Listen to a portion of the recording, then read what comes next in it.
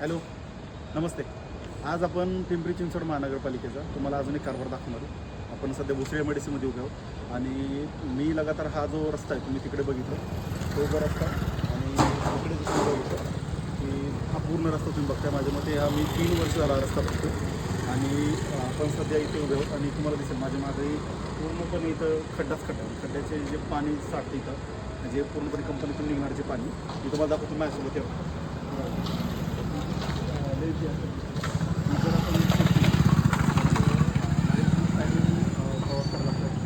आणि हे जे पूर्ण खड्डे माझ्या ह्याच्यावरती मुरुम ते टाकले होते याच्या आधी, पण या मुरुमचा काही उपयोग झाला नाही.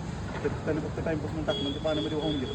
अजिबात रस्त्याचं काम झालं नाही. तुम्ही इकडं पण बघितलं पूर्णपणे जर रस्ता रस्ता पूर्ण एवढा ॲटलिस्ट एवढा आपल्याला पूर्णपणे पाणी कमी होतं. याच्यामध्ये अजिबात आपल्याला इथं सुधारणा झालेली दिसत नाही.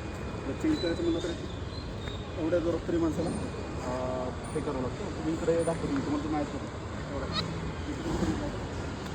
इकडे स्थानिक नागरिकांनी बऱ्यापैकी इथे छोटे छोटे दगड टाकून हे बुजवण्याचा प्रयत्न केला. तुम्ही रस्ते पाण्यामध्ये वाहून गेले पूर्ण.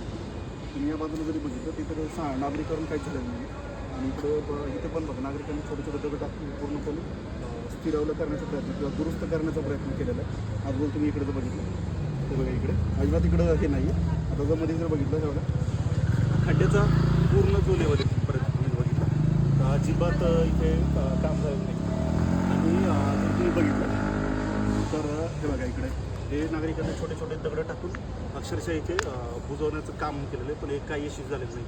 आणि ते दुसरं पुढं आलं तुम्हाला दिसतो इथं पण असंच हे जे सिमेंट आहे त्या सिमेंटची लेवल जर तुम्ही बघितली खूपच कमी प्रमाणात त्यांनी वापरलेलं सामान. आणि तिकडं तुम्ही आता तुम्हाला एक एक्झाम्पल दाखवतो मी त्या बाजूला तुम्ही बघा ते बघा इकडे पूर्णपणे जे खड्डे आहेत इकडून खड्डेच जात नाहीत पूर्णपणे. एक बघा इकडे तुम्ही जर बघितलं तर तुम्ही लांब सवय जाऊ दे बघा तो समोरून ट्रक येतो तर तिकडे तिथून बघा खड्ड्याला कसा प्रवास करावा लागतो. आणि ते जे आहे अजिबात प्रशासनाकडे दुर्लक्ष आहे काम नाही येतो रस्त्याचा कसा करायचा पूर्णपणे तुम्ही बघितलं सगळे प्रशासनाचं लक्ष नाही आणि खड्डा तुम्ही बघितलं तुम्ही तर एवढा मोठा खड्डा हा पार करावा लागतो. तर पालिकेला माझी नंबर विनंती पालिका किंवा महाराष्ट्राचं जे भ्रष्टाचार करण्यात एक नंबर आहे कामं करण्यात चुकी आहे त्याच्याकडे लवकरात लवकर लक्ष देऊन हा दुरुस्ती करावं एवढी नंबर विनंती. जय हिंद जय महाराष्ट्र. पूर्ण जे मी फॅच दाखवलं तुम्हाला हा 3 वर्ष झाला लगातार इथं पालिका फक्त याच्यावरती भ्रष्टाचार करायचं काम करतो. व्यवस्थित याच्या रस्त्याचं काम होत नाही. तुम्ही जर माझ्या इकडे आहे तुम्हाला मी दाखवतो पुढे होतो तुम्ही या इकडे मी तुम्हाला दाखवतो. हे समोर तुम्हाला दिसते पाणी साठलेलं तिथं पण अजिबात पालिकेचं लक्ष नाही. बऱ्यापैकी जे सांडपाणी निघतं MIDCमधून त्याच्यावर पालिकेचं पूर्णपणे लक्ष पाहिजे.